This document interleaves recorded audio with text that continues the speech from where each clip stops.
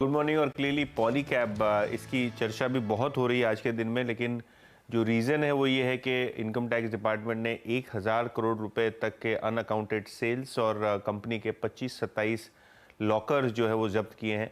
कहीं ना कहीं इसको लेके मार्केट में थोड़ा बहुत पैनिक आपको आज के सत्र में दिखाई पड़ रहा है। DI holding already multi year low पे है और यहाँ आज एफआई भी बिकवाली कर रहे हैं। स्टॉक में लगभग 20% का डाउनटिक पीआईबी की प्रेस रिलीज के बाद और न्यूज़ रिपोर्ट से इंडिकेट कर रही हैं कि पॉलीकैब भी वो कंपनी है जहां आपको ये इशू आते हुए दिखाई पड़ रहे हैं।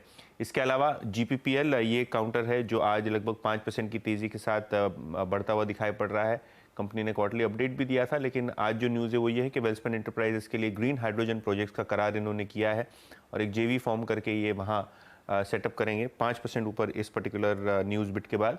और बैंक ऑफ इंडिया ये भी स्टॉक लगभग 2.5-3% की शुरुआती तेजी के साथ आपको दिखाई पड़ रहा है। मॉर्गन स्टैनली की यहाँ खरीदारी की सलाह है 135 के टारगेट के साथ और कंपनी की जो डबल डिजिट एडवांसेस ग्रोथ है इस साल दर साल बेसिस पे वो पसंद आ रही है। और ऑब्वियसली डिपॉजिट ग्रोथ थोड़ी अनुमान से कम है, लेकिन रीसेंट क्यूआईपी की वजह से लिक्विडिटी यहाँ भरपूर है, ऐसा ब्रोकरेज का मानना है।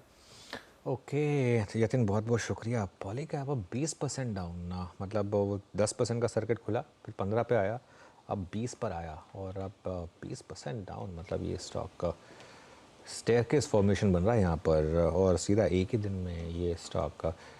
और वीरो ये होता है मार्केट में कई बार, एक साल की रैली एक दिन में सुहा, जिस तरीके से मार्केट में मोमेंटम आया।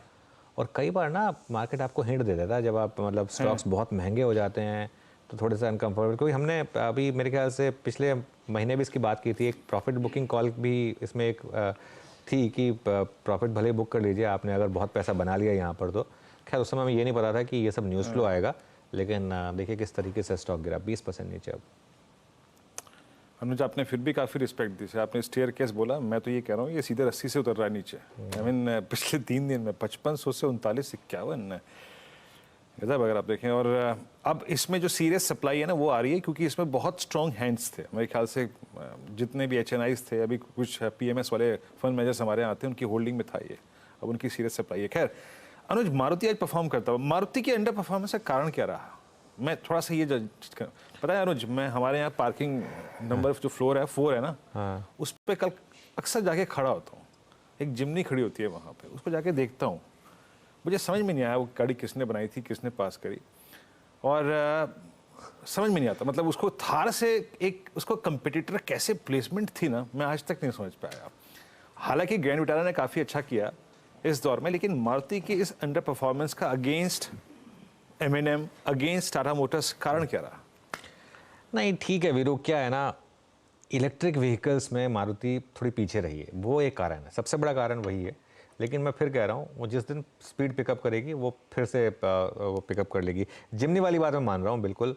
अच्छा जिमनी में एक और चीज़ है वीरू, थार ना बहुत सालों से थी और थार के साथ एक फैक्टर था एक लोगों का, थार मतलब कई लोगों को थार ही लेनी होती है, ठीक है ना। तो आपने अगर जिमनी उससे बेटर बनाई होती तो भी शायद नहीं चलती। यहाँ तो खैर शायद नहीं बनी बेटर इसके लिए, लेकिन यहाँ पर मुझे लग रहा है कि मारुति का थोड़ा सा एक रीज़न ये भी रहा है। अच्छा इशू क्या है ना, क्योंकि बाकी ऑटो स्टॉक्स इतना चले हैं इसके लिए हम कह रहे हैं, वरना एक साल में 22% का मूव मारुति ने भी दिया। ऐसा नहीं कि खराब है इन इटसेल्फ, लेकिन क्योंकि हम कंपेयर कर लेते हैं महिंद्रा के साथ, हम कंपेयर कर लेते हैं टीवीएस के साथ, हम कंपेयर कर लेते हैं बाकी बजाज ऑटो के साथ जो इतना ज़्यादा चले, इसके लिए मारुति रिलेटिवली कम लगता है। लेकिन ठीक है, ये सब फेजेस आते रहते हैं। मारुति में मुझे लग रहा है कि एक साइंस है कि चलने को तैयार है मारुति भी। बिल्कुल। और पता है मारुति के बारे में लोग क्या कहते हैं अनुज, और स्पेशली जिमनी को देख के, कि यार आपने अगर जिप्सी को रीलॉन्च कर दिया होता ना, अगर आपने जिप्सी को भी रीलॉन्च कर दिया होता उसको ज़्यादा सक्सेसफुल होता। अब अनुज बताऊँ मैं आपको, अब अभी जिम कॉर्बेट चल जाइए, आपको वहाँ पे जिप्सी की सवारी मिल जाएगी। अभी वो गाड़ी इतनी अच्छी चलती है कि पूछिए मत। बिल्कुल। तो इसीलिए थोड़ा सा अगर आप देखें बुरा लगता है।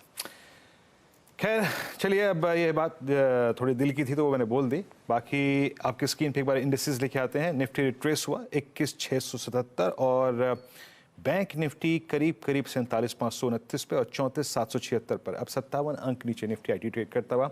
एक ब्रेक का वक्त है और अब हम अगले कार्यक्रम की तरफ रुख कर रहे हैं, 10 कदमदार ट्रेड की। पैनल को स्क्रीन पर रखिएगा। अगले कार्यक्रम में हमारे साथ जो पूरा का पूरा पैनल मौजूद होगा उसमें राजेश सतपुते जी हमारे साथ इस कार्यक्रम से उस कार्यक्रम में भी रुख करेंगे, साथ ही साथ अमित सेठ जी, बाकी शिवांगी जी, सनी जी, और आशीष बहती जी, मानस जी, प्रकाश सर, आप सभी का बहुत बहुत शुक्रिया इस कार्यक्रम में शामिल होने के लिए, सभी स्टॉक्स और इंडस्ट्रीज पर रखने के लिए।